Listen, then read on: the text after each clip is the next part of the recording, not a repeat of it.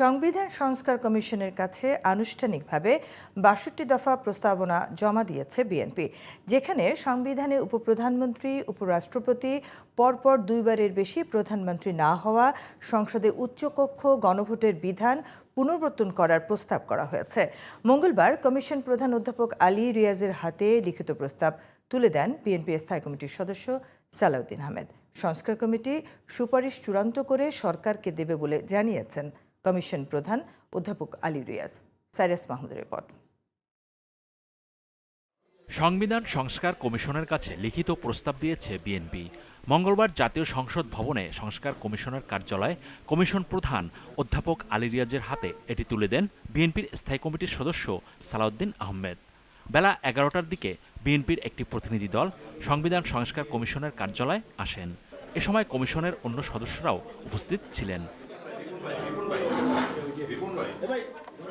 পরে এ বিষয়ে কথা বলেন বিএনপির স্থায়ী কমিটির সদস্য সালাউদ্দিন আহমেদ। মোট ৬২টি জায়গায় আমরা বিভিন্ন রকমের প্রস্তাব সংশোধনী সংযোজনী আমরা প্রস্তাব করেছি। বাংলাদেশের বর্তমানে জনগণের আকাঙ্ক্ষা এবং ভবিষ্যতে যাতে পার্লামেন্টারি ফুয়ারের সৃষ্টি না হয়, এখন আয়কতন্ত্রের সৃষ্টি না হয়, সেগুলো মাথায় রেখেই আমরা আমাদের সমস্ত প্রস্তাবনাগুলো দিয়েছি। বিএনপির ঘোষিত ৩১ দফার ভিত্তিতে এসব প্রস্তাব চূড়ান্ত করা হয়েছে বলেও জানান তিনি। তত্ত্বাবধায়ক সরকার পুনঃপ্রবর্তন, এটা মানুষের ১ নম্বর আকাঙ্ক্ষা।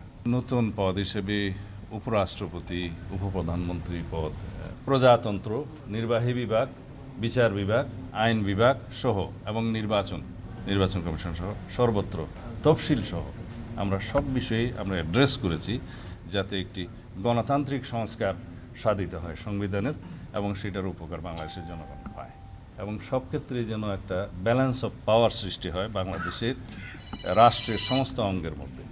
বাকি রাজনৈতিক দলগুলোকেও তাদের প্রস্তাব লিখিতভাবে পাঠানোর আহ্বান জানান কমিশন প্রধান।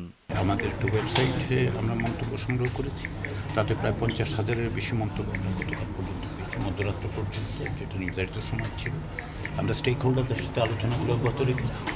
ইতিমধ্যে আরও কয়েকটি সংগঠনের সাথে আমরা কথা বলব এবং কয়েকজন নেতৃস্থানীয় ব্যক্তির সাথে। এর বাইরে যেটা আমরা আগামী সপ্তাহে থেকে অবশ্যই শুরু করব, সেটা হচ্ছে একটা জরিপ, সারা বাংলাদেশে একটা জরিপ তৈরি করব। ৬ই অক্টোবর এই কমিশনের যাত্রা শুরু হয়েছে। আমরা ৫ই জানুয়ারি পর্যন্ত সময় পাবো এরকম আশা করছি। অন্তর্বর্তী সরকার এখন পর্যন্ত রাষ্ট্র সংস্কারে মোট ১০টি কমিশন গঠন করলেও এই মুহূর্তে সবচেয়ে বেশি গুরুত্ব পাচ্ছে সংবিধান ও নির্বাচনী সংস্কারের বিষয়গুলো। Cyrus Mahmud, GTV news, Dhaka.